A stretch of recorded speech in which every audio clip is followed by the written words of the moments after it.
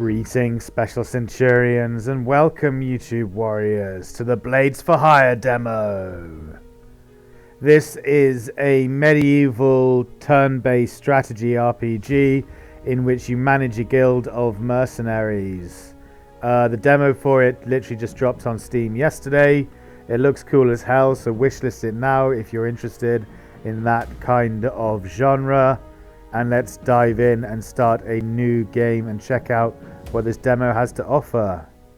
So Venzor.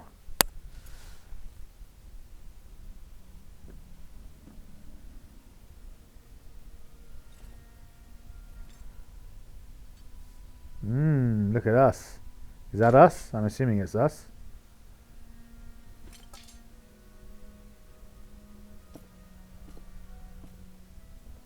Okay. Childhood dreams are to become a heroic knight, are they? And those of you who passed all my trials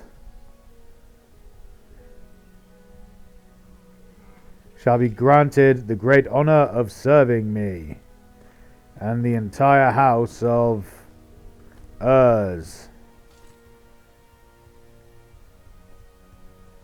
What is your name? Ben, just Ben, my lord. Very good, Ben. Why are you here? To pass the trials and enter your service, my lord. Wonderful, Ben. Answer me one more question. Who let you in here? Huh? Remove this bastard piece of shit from my courtyard right now. Jesus. What? What did I do? I'm just Ben. No. You can't do this to me. No, it's my childhood dream. Why? What did I do wrong? No. And they throw him over a cliff to his death. And that's the end of the game. Well played, everyone. We defeated the demo. Thank you for joining me today. What's the matter, Ben? Lost something in the bottom of the mug? No, Sophia. I'm waiting for one deep enough to drown in. And how long will this go on exactly? Until the money from the sold sword and armor runs out. After that, I'll have to borrow from you. Oh, so he sold the weapons and armor. He was dreaming. Okay. What's all that noise? Is there some kind of celebration today?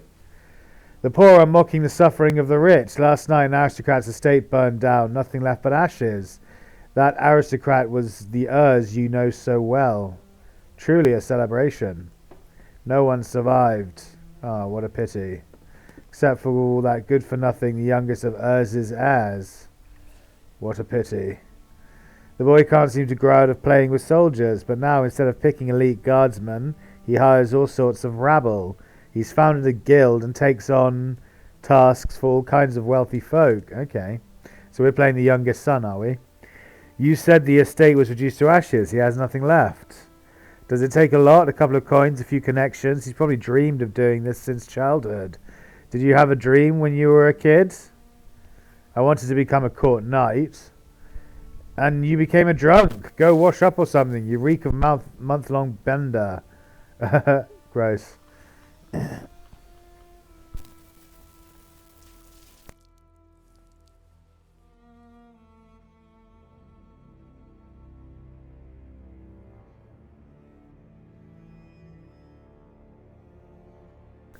Couple of coins, a few connections, you say?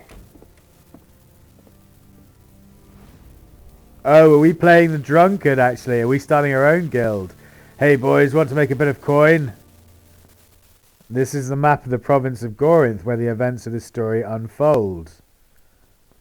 The buttons at the top of the interface let you control the flow of time. You can also use the space bar to pause and the plus and minus keys to adjust the game speed. To avoid bankruptcy, keep an eye on the clock. Mercenary wages are paid every week. Money is earned through hard, sometimes dishonorable and ruthless work. Yet it flows away in a swift stream, mostly to pay the wages of dishonorable and ruthless mercenaries. Your primary source of income is completing missions. All currently available missions appear on the map as scroll icons. Some have a preset difficulty level, which is indicated by the color of the ribbon. Mercenary positioning plays a crucial role in combat. It's easy to guess that those with higher defense stats should go in the front row, while ranged attackers or mages are best kept in the back. Okay, great. Assigning mercenaries to missions is quite easy. Just click on their portraits and drag them with the mouse. Aside from running missions, you'll also need to manage your organization. For that, you rely on the team of specialists, each with their own role. To interact with them, click the To the Tavern button or use the corresponding icon on the map. Tavern, what's this? We don't have it at the moment. It's next to the wheel, the cog. So whatever it is, it's not right there right now. Okay, and these are what? The current... these are our current mercs, are they? Terror in Bristow. Okay, let's have a look at what kind of stats you get in the game. Weapon, obviously, which has attack damage, critical hit chance, critical damage multiplier, and strength multiplier. Okay. So they've all got equipment and stuff. Then that's obviously his health, his loyalty, strength, agility, intelligence, and charisma. Attack, endurance, 3 over 1%. I don't know what that means. 15% critical hit chance, and it's times 2 damage for crits. Peasant. Volunteer. The hiring cost is 0. The salary is 1 less. Wow, that's funny. Intelligence -1, courage +5 because he's got valor. Courage is 9, lawfulness is 5, mercy is 6. And rest, I'm assuming, is get rid of, maybe? I don't know. What's this minus? Fire. Oh, that's fire. Okay. So what's this? Rest. I don't know what rest is. Okay, cool. Shauna Sanford. She's got good agility, but not good strength. So she's obviously, yeah, an archer of some kind. Poacher. Convenient target. +5 attack. Attacks the enemy's backline first. Requires a bow. Charisma -2. Health +10. Agility +2. Okay. Okay, so these are obviously all our mercs, which don't really mean anything to us right now. This is a priest. Anatomy expert. Critical chance +5. Critical multiplier. Lower. Okay. Weak salary -1. Mercy +2. Because he's selfless. And wound dressing restores to all party members 10 health points lost in battle. Okay. Well, let's see what this first contract is. Harsh interrogation. The miraculous surviving aristocrat appears to be completely lacking in imagination. His organisation is simply called The Guild and is based in Swanford, the town closest to the sacked Urs estate. It would be wise to find out how these people conduct their business, and Louis has already a potential source in mind. Ollie the Short, rumoured to have been expelled from the guild for incompetence, is known to frequent the Dancing Bear Tavern, where he drinks heavily on a regular basis. A team needs to be sent to negotiate with him. Okay, we'll put you in the front, because you're a peasant, you're like a front person. Healer can go in the middle. Archer can go in the back. Mage can go in the back. Alley Cutthroat, Refugee, Mercenary Soldier, and Deserter. Mercenary Soldier can go in the middle. What's the Alley Cutthroat? Alley Cutthroat's costing us quite a lot.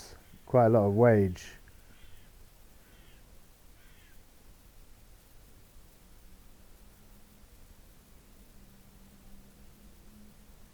Oh, because she's greedy, that's why.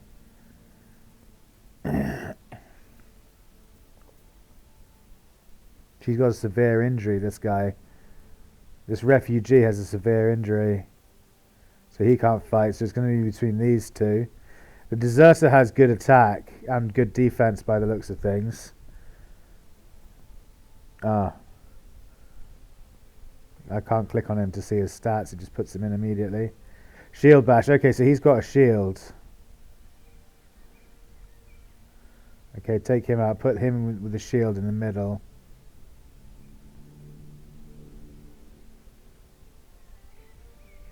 Yeah, put him on the edge.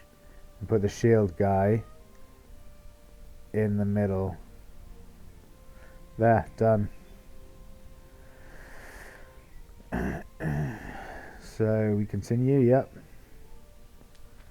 The mercenaries arrive at the inn at the height of the evening.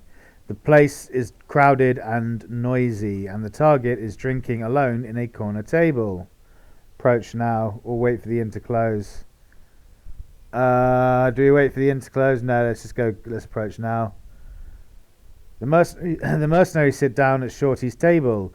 Looking curiously at the newcomers, his eyes slightly glazed from drink, Ollie gestures to the evening girl to fetch a few more mugs. Drink with him. We're going to drink with him. We're not going to interrogate. We'll try and get info subtly. Ordering a cold drink, the mercenaries start a casual conversation with Shorty. After chatting about the weather and the latest gossip, the party finishes their mugs. Drink more. Women and horses. Okay, now we're going to proceed with the interrogation.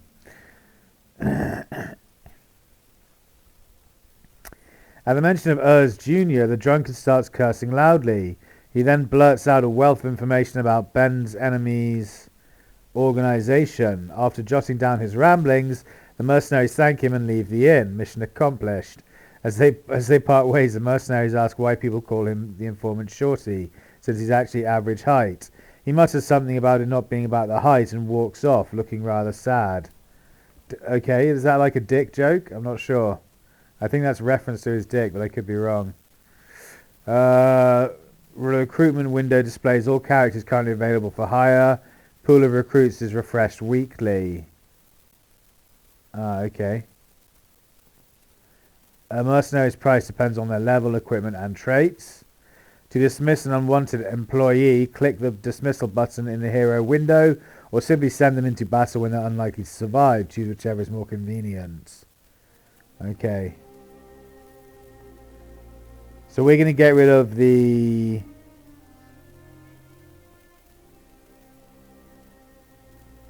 Wait, this is our party at the moment, isn't it? Yeah, Clifford Clark, Malachi. Yeah, this is our current party. So where's the recruitment? It said the recruitment window, but I don't see where it is. Let's go to the tavern and see what's going on in there.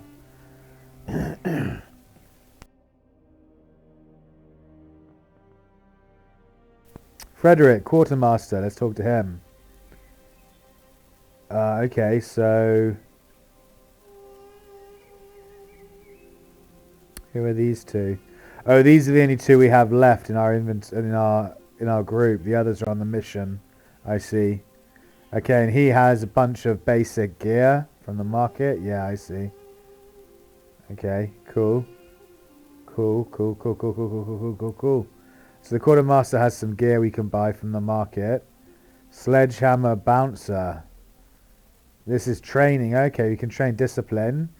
10 morale at the beginning of combat. Hardening plus 10 to health. 3 attack. 3 attack for 2 hands and 3 attack with a bow. No, we don't. It's going to be too expensive. Although it doesn't say it doesn't cost anything. It just says it takes time. So I think while this guy's healing, they both going to want... Let me just have a look at them quickly. What are their... This guy's a refugee.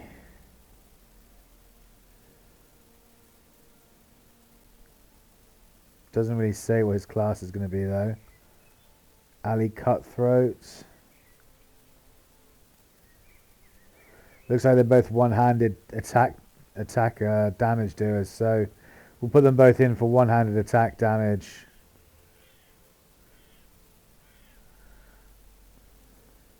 I hope you can do that more than once. I don't know, we'll see. Recruitment, there we go. This is recruitment. We don't need to recruit anyone at the moment though. We're not going to because we've got plenty of soldiers. What's this about? Mana, 10 out of 10. Like a blue diamond down here. I wonder what that is. Steward, mercenaries -7. Specialist -12. Quest -2. Total -2. These upgrades we can buy. Yes, you can buy upgrades.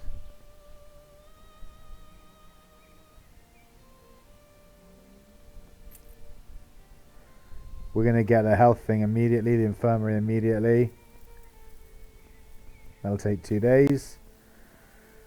And this guy, tutorial, okay. Map and time, we did that. Recruitment, supply management. Mercenary stats, yeah, that's what we need next. Few short words about stats. There's no need to explain the concept of health, but it's worth mentioning that if a mercenary's health drops to 0, they die permanently, never to be resurrected ever. With rare exceptions, health only regenerates while idling at the tavern. Loyalty reflects the mercenary's dedication to the organization. Are they willing to die in battle, or will they choose to retreat? Will they keep working with you or start looking for a new employer? Take care of your people so these questions never have to come up. Strength increases the damage dealt with melee weapons and sometimes with ranged weapons too. Dexterity affects defense, crit chance, and the initiative order during combat. Intelligence boosts spell damage for mages. If a mercenary isn't a mage, high intelligence won't be very useful. Sometimes it can even be detrimental. That's funny. Charisma helps avoid unnecessary conflicts, but it won't help much once the fighting starts. So it's all about strength, basically. Strength and dexterity. Mainly strength.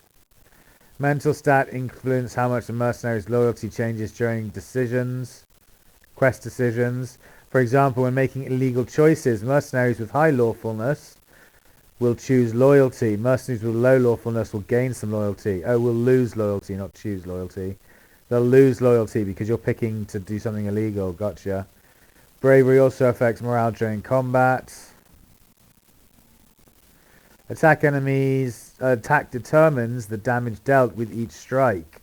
Defense provides extra points in combat, which are depleted before health is affected. Resistance reduces the amount of incoming damage by a percentage. Oh, I see. Okay.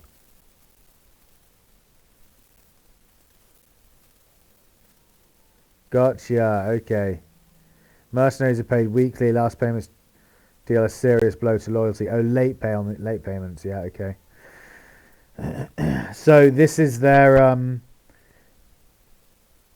where's their defense? Where's his defense? Oh, it's here. The 3 is how much extra health he has, basically, and 0 is how much he loses damage done against him by a strength chance. So hers is 13. She's got a pool of 13 points that she'll lose before her 70 points. Health start going down. That's how that works. If you had a percentage resistance, that would reduce the amount of damage you would do by that percentage.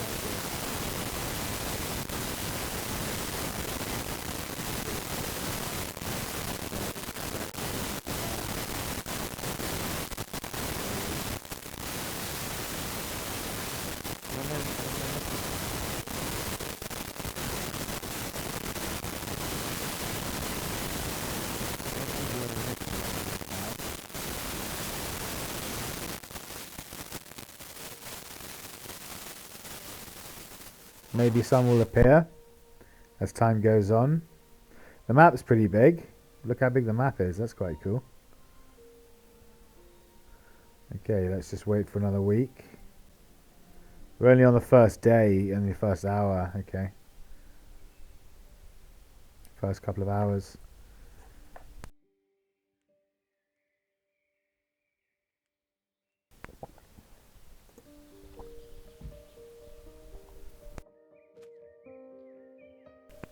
There we are, another contract. The warehouse heist. Since the business has yet to gain momentum and every coin counts, Louis suggests borrowing a small batch of weapons from one of the local warehouses. Judging by what we know about the quality of the guards, the equipment won't be anything special, but it will do for now. Yeah, okay, I'll get some equipment. Poacher can go there. Priest can go in the middle. Mage can go on the other side. Oh, we only have... Why do we not have the others?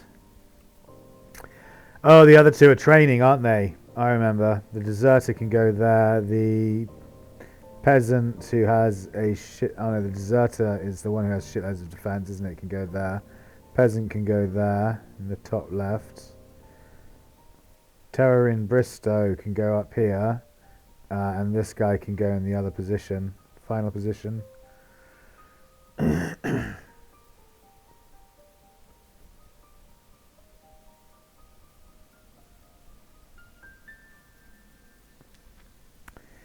The party arrives at a warehouse in a slum on the outskirts of Venzor. The city is asleep and the moonlight barely breaks through the cloudy sky, casting a dim glow on the deserted streets. Examine the building. The main door is locked, but the windows on the first floor are boarded up. One of the second floor windows is ajar, but no light shines from within.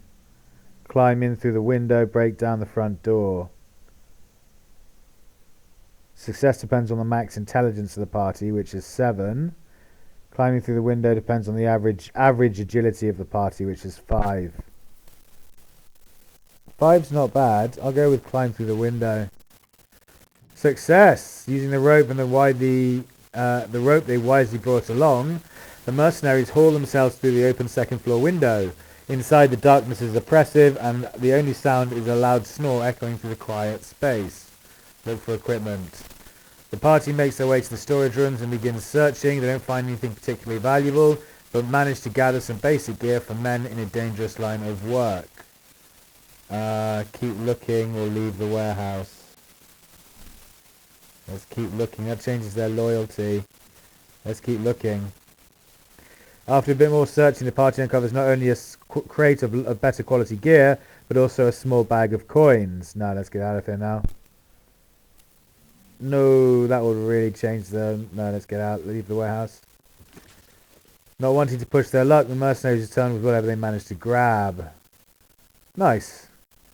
Supply management. All mercenary gear belongs to the organization. You're free to shamelessly strip one character down to their underwear if it means better outfitting another. Yeah, good to know. Yeah, items on the markets tend to sell out. Stock is replenished weekly.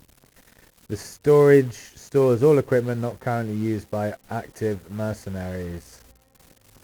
To equip or unequip a mercenary, drag items into or out of the corresponding equipment slots. Alternatively, double-click an item with the left mouse button to automatically place it in the appropriate slot of the selected character. To quickly sell an item, simply right-click on it. Okay. A few notes on weapon stats. We won't explain the obvious, attack, crit chance, or crit multiplier. But attribute multipliers may need clarification. Strength or dexterity multiplier. The wielder's strength or dex is multiplied by this value and added to their attack. Yeah, that makes sense. Intelligence multiplier. The wielder's intelligence is multiplied by this value and added to the power of their magical abilities. Okay, cool. Endurance. A bonus pool of health points that replenishes immediately after battle. Resistance, the percentage of incoming damage that is negated. Yeah, makes sense. Dexterity penalty, the percentage by which dexterity is reduced when the item is equipped. I see, okay. It says agility penalty, not dexterity penalty. But whatever, same kind of thing. I get what it's saying. Okay, we will wait until everyone gets back and...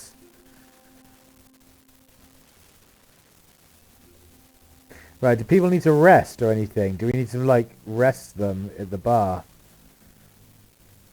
Does it say? If they have, like... Or do you only need to rest to heal? Is healing the only rest? Wait, where do we get the inventory as well? To the tavern, quartermaster, market and storage. Is it here? Where's like our inventory?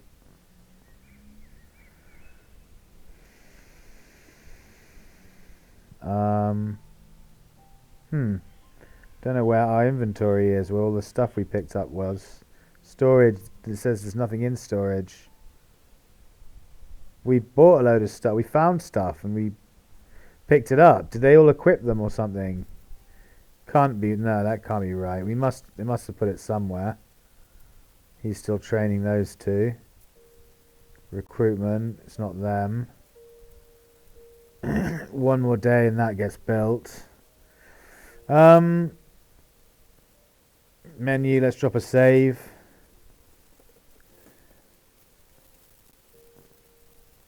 So where do we get our items from? Where did the crate go with all the stuff that we just picked up go? Oh well, fuck it, let's carry on. I have no idea where all the inventory went. Catch the uncatchable.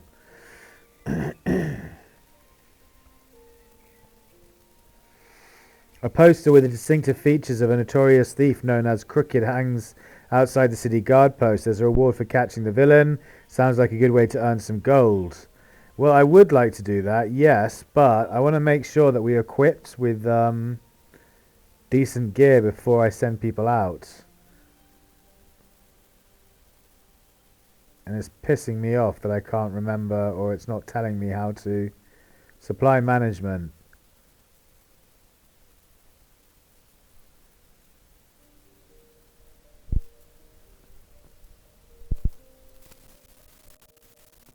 Yeah, it doesn't say.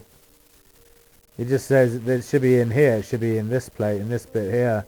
So maybe they didn't have any equipment, and the stuff that they're wielding now is stuff that they found, and they've automatically distributed it. Why is the mage in the front?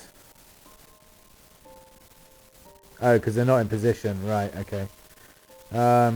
Yeah, I think they just distributed all of the stuff automatically, I guess. Because it hasn't seemed to gone anywhere. Hasn't gone into like an inventory or storage thing or anything like that. Right, priest, mage, poacher, deserter.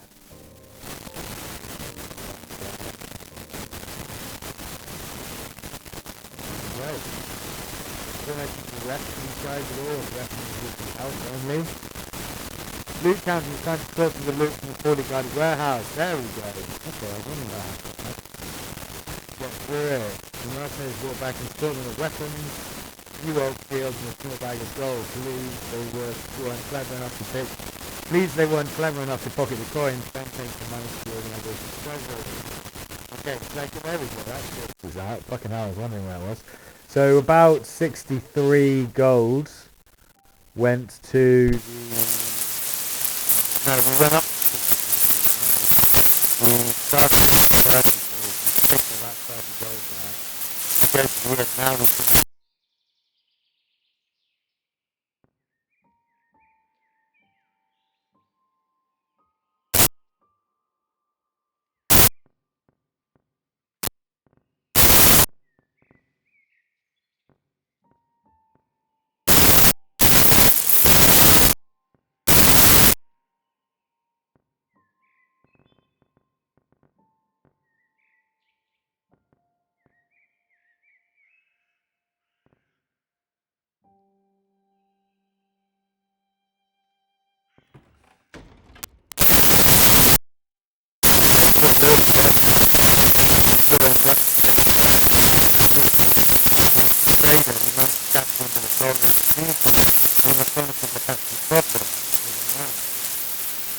The merchant guild is looking for armed specialists to store a large caravan from the capital. Normally this will be handled by contract teams in the city guard, but the contract was recently cancelled by decree of Lord Viceroy Cunningham.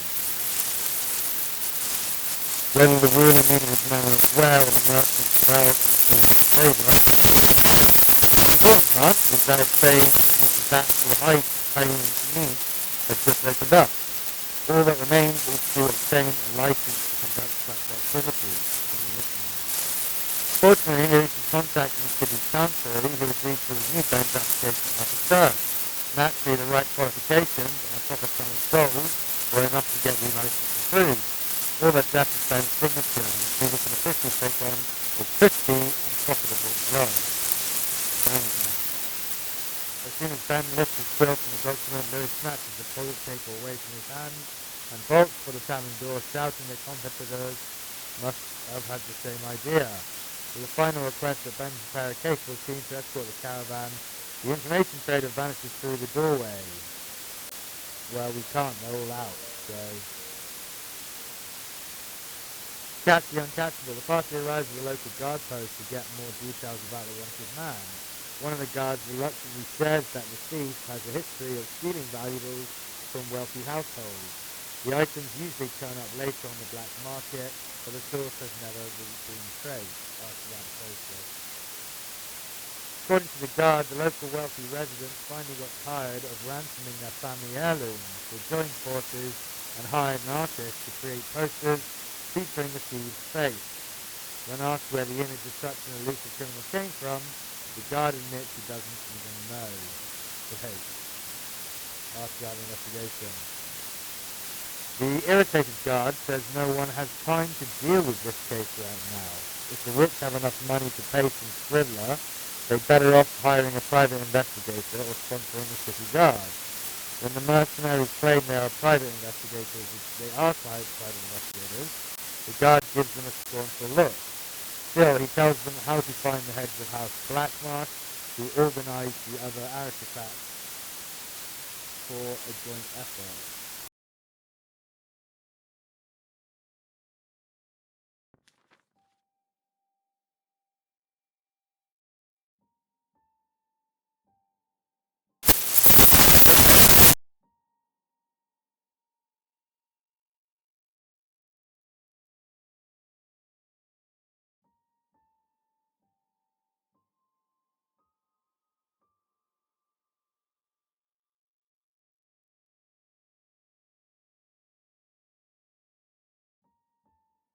He wrinkles his nose.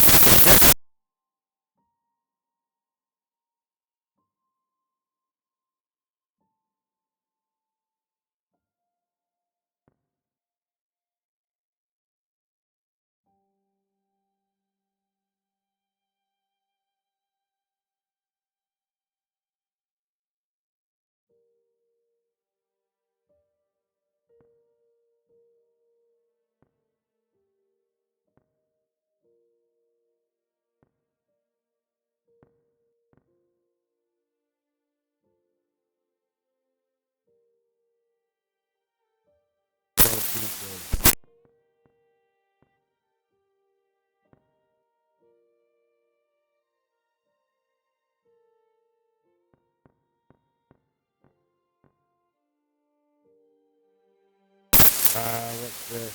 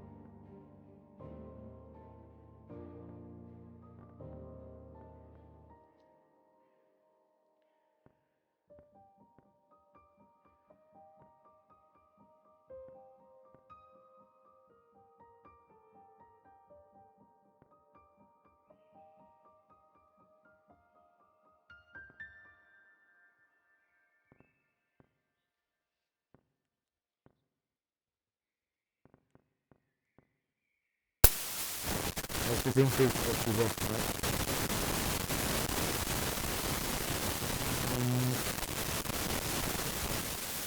Yeah, we just need to wait until these guys do this. Catch the thief. Ooh, what's that? Deadly bored. Intelligence -2. Oh. After several long hours, the party finally makes it into Corwin's office.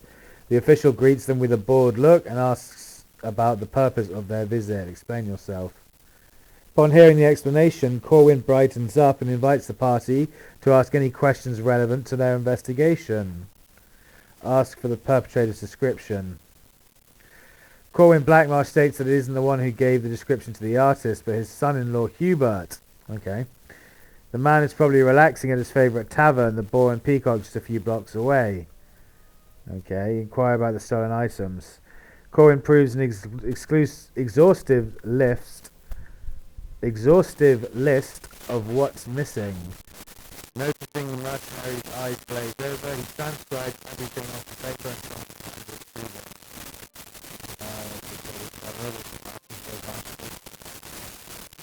Leaving the bureaucrat, the party to the tavern.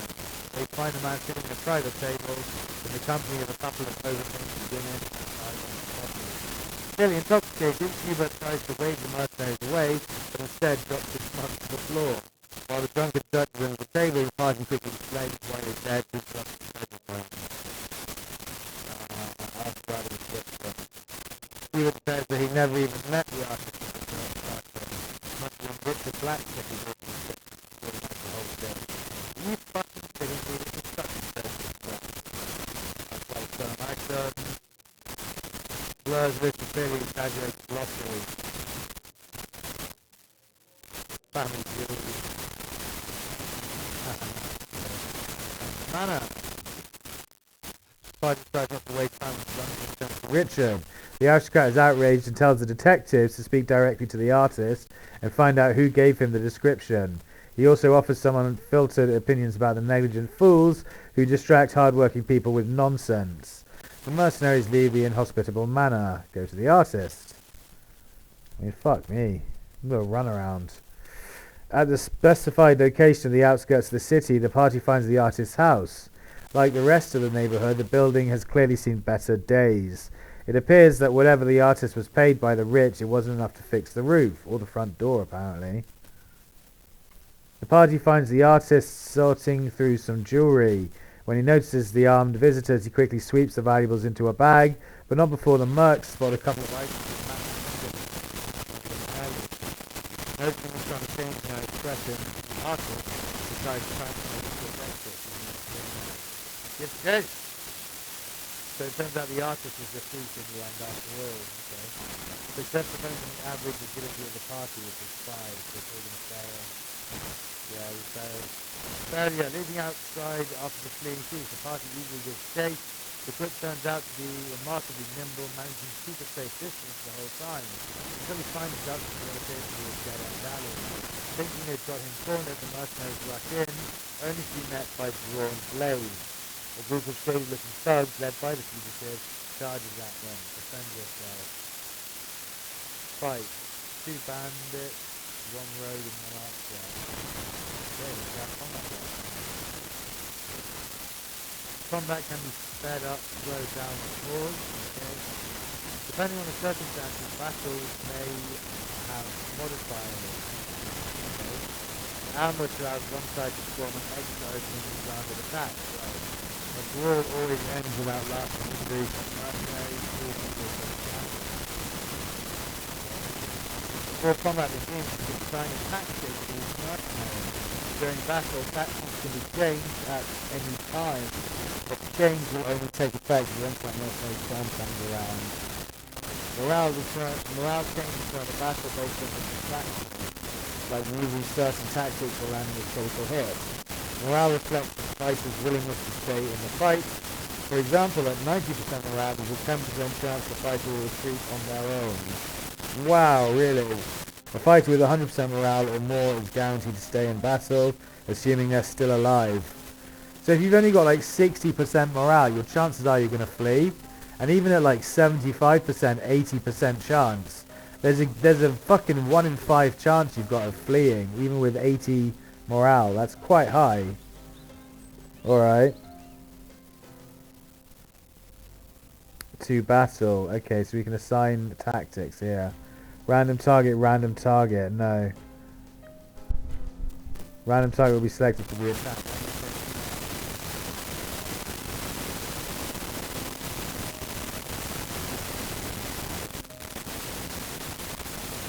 Hunting for change list. Okay, so they're all on random targets.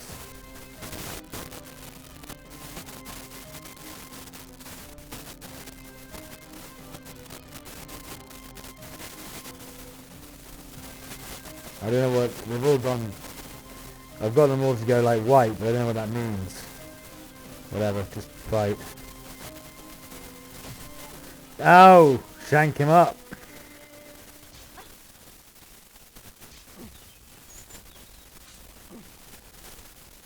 Okay, so it is an auto battler. I was wondering if that was the case.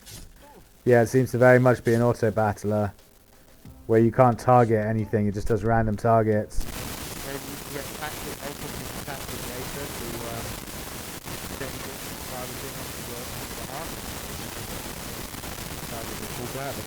Random. Yeah, good kill, man. Good kill. Oh shit, he's dying, the peasant. Well, the priest just skipped his turn. Couldn't he have at least healed or something? Oh, the fucking... Good tonk. Right, there goes the peasant.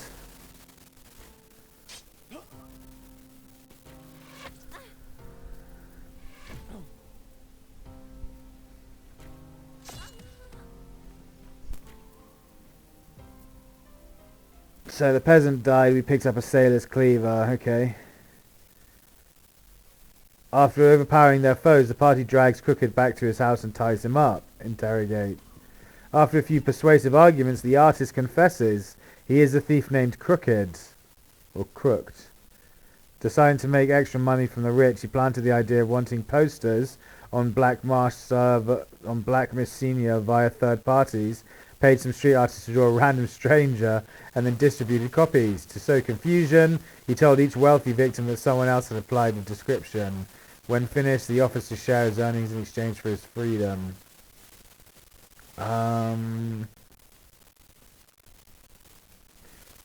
Share of his earnings? No, we'll take all of your earnings to not kill you. Give me all the money you made or I'm going to kill you right now. Do we refuse or do we take the money? Do the money. Let's take the money. Deciding the greedy aristocrats got what they deserve, the party accepts a hefty pouch of gold from Crooked with grim satisfaction. Okay. Well, someone died. That means we can buy someone else from the barracks. In the barracks. So you want to buy this impoverished knight, I'm guessing. He's got low intelligence, which is good. Good charisma. His agility's a bit low, but his strength is huge. He's doing massive amounts of damage. He's got good endurance and defense. Wide sweep, just cause, Call of Duty, and Fate's, what's that? Fate's favourite, crit chance +5. Yeah, he's really good. We're going to buy him with the money that we lost. The money that we got from the bribe, or whatever you want to call it, for setting the Crooked thief free. We can now afford to hire the knights. Landed Trent, he's the impoverished knight. Okay. So we've now got a level on all of these people. Level 2. They get +1 agility, +1 charisma. They can get double shot or inconvenient targets.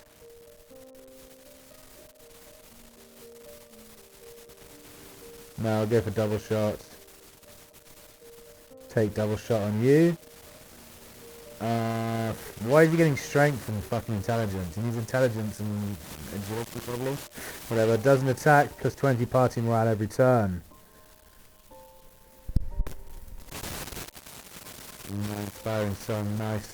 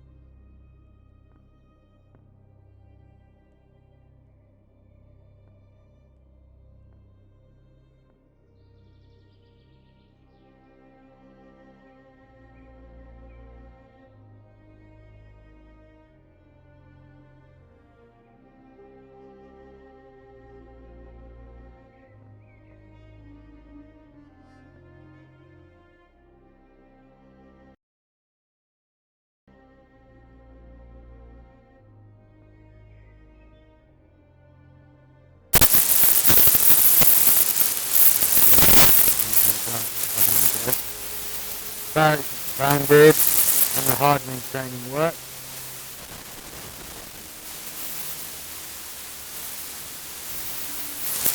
We're going to wait until we've got this guy showing up places I'm getting in contact here. Right? No? Yes? No? Contact? Oh, there's a contact down south here. Maid's wedding. The maid community is preparing for a joyous occasion, the wedding of two of its members.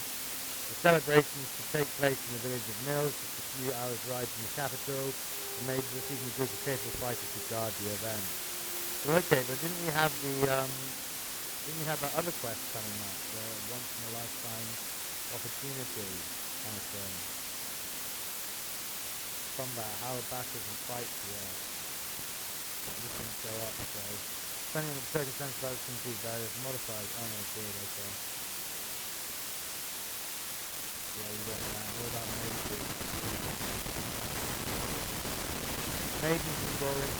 Serious threats of rounding primarily due to their ability to wield powerful magic. Identifying a mage among the mercenaries is easy. If a character has a mana stat, they are a mage. Mana is consumed by casting spells and replenishes while a mercenary rests. Once the Mana Vault project is completed, the Quartermaster will offer the option to purchase this valuable resource. What mana? Okay. If mana is available in the vault, you can replenish your mage's mana as well. To do so, simply click on the character mana indicator on the supply screen. Okay. I need to get this guy's mana back.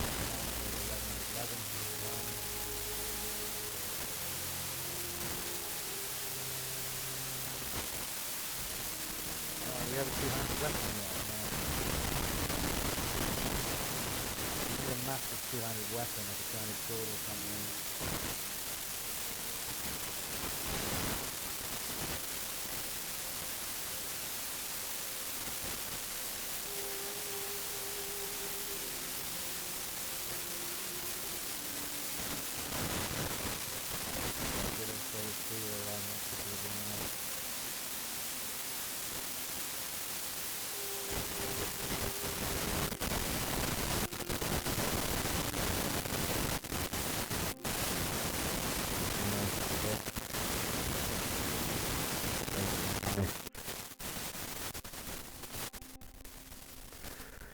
Yeah, I'm not sure. I thought we had another mission incoming from, but it's like the second week and nothing else has happened.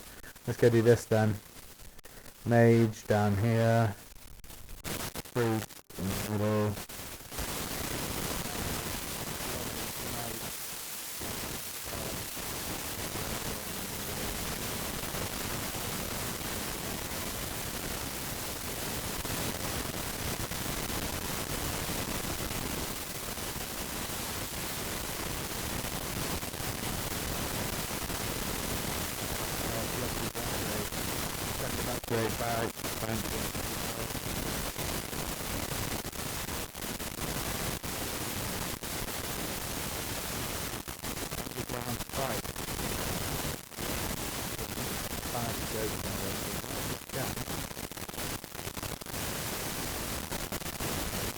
Wedding.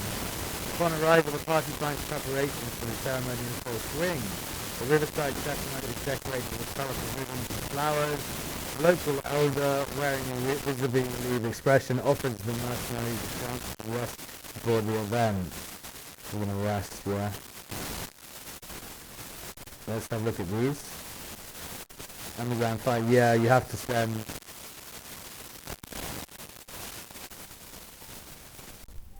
2 to 6 recommended.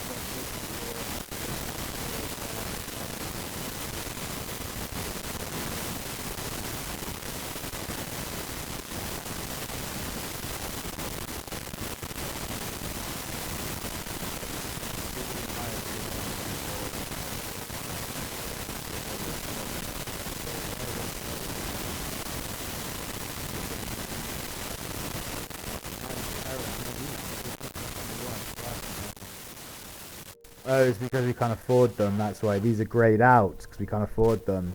These ones we can afford. Okay, that makes sense. Well, he was talking like, 115 dexterity,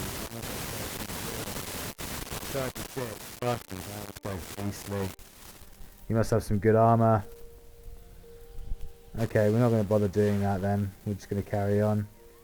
We won't do these fights. Just carry on with the mage's wedding. The party follows the elder's advice and spends a couple of hours at his home, regaining their strength.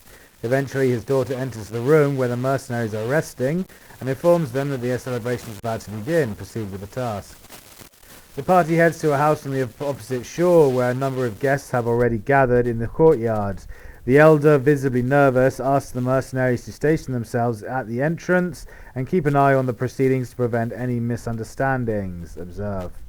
Of course, the celebration is far from the scale of a public sermon or an execution. But there are clearly more attendees than the village could house, and more guests keep arriving, all passing under the mercenaries' watchful gaze. Most are dressed appropriately, though certainly not lavishly. Hearing the officiating priest announce the arrival of the newlyweds, the mercenaries turn their attention to the couple, an elderly pair, decent looking and adorned with floral wreaths, smiling the sun.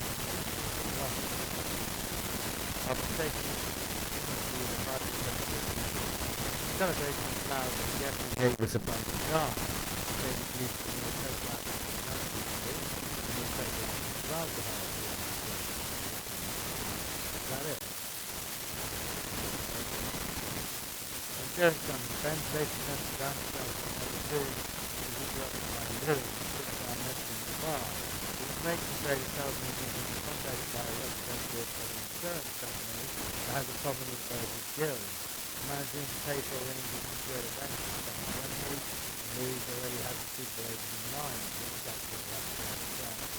The jury paid 10 gold to fuck up our opponent. Nah, let's leave it with you. Thinking it would be wise to squander his already meager finances on such trivial matters, Ben shakes his head. Louis shrugs and goes back to business. Mage wedding. Oh, here we go. Growing bored while waiting for something to happen, the mercenaries spot a small procession. About a dozen people, young peasants by the look of them, approaching from the bridge, armed with sticks and pitchforks. They slow as they approach the entrance, eyeing the mercenaries with confusion, asking what they need. One of the larger peasants steps forward and declares they've come to pay their respects to their guests of mill. Let them pass. Don't let them pass. We're not going to let them pass. Why are you armed? Rightly noting that the newcomers are not only appropriately dressed for the occasion, but also armed, the mercenaries continue to block the peasants' way. The leader of the guests declares with a grim look on his face that they will be getting away by force if necessary, displaying their wrongness in their words. Yeah, we're going to do that. Success. Casting a pointed look at the peasants, the mercenaries badly suppress laughter, beginning to exclaim, even if the troublemakers somehow manage to break through trained warriors, inside await several dozen spellcasters. At best, they'll fry the uninvited guests to a crisp. At worst, there won't even be ashes left to bury. The now visibly pale peasant repeatedly grumbles something about damned city folk. Laughing at the bizarre encounter, the party returns to their duties.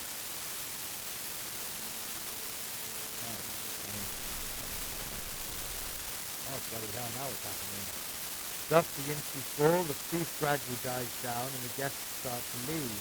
Just as the mercenaries are about to head to the elder for their promised payment, having given up hope of anything noteworthy happening, they hear a muffled explosion from the direction of the house. Rushing to the scene, the party bursts into the building and finds the elder, his face twisted with worry, tending to the bodies of the newlyweds. A massive hole with charred edges gapes in the wall of the building. Nervously dancing around, the elder explains to the grave boys that one of the guest families had some unrequited love for the bride. The man is sat quietly trying to ceremony with challenges to the skills of the lady had. When the groom convicted the accused, the guilt guest explodes very quickly. After launching a tag, the last of the down. The other pleasing mercenaries who got the map were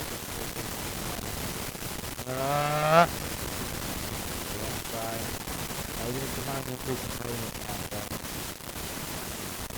The desperate elder ready agreed to double the payment of the contract. Wasting no time, the cheerful mercenaries set off in the direction of the settlement. Go across the bridge. Rattling their weapons and boots, the party runs towards the bridge. As they cross the river, the mercenaries see the roofs of the houses light up with a flash. For just a moment, another explosion sounds from deep within the settlement, followed by screams. Upon reaching the source of the noise, the party sees a dilapidated house engulfed in flames, with the bodies of several peasants lying in front of it. The silhouette of a man is leaning over them. He clutches his head and howls unintelligibly about the unfairness of the world and his own fate. Approach. Fucking psycho.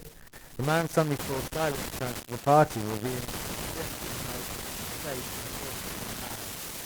The mercenaries barely attack the gap in different directions. Before his huge fireball hits the sword where the roof was standing, the man landed in the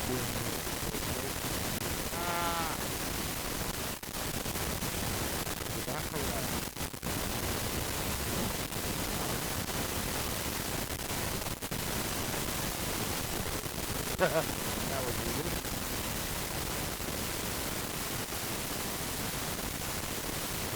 Opportunity to kill for the party returns to the elves and finally to their pagans, and alarm bells and local fire.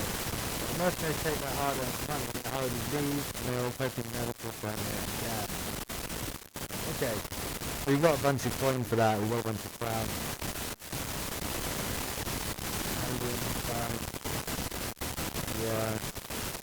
Yeah.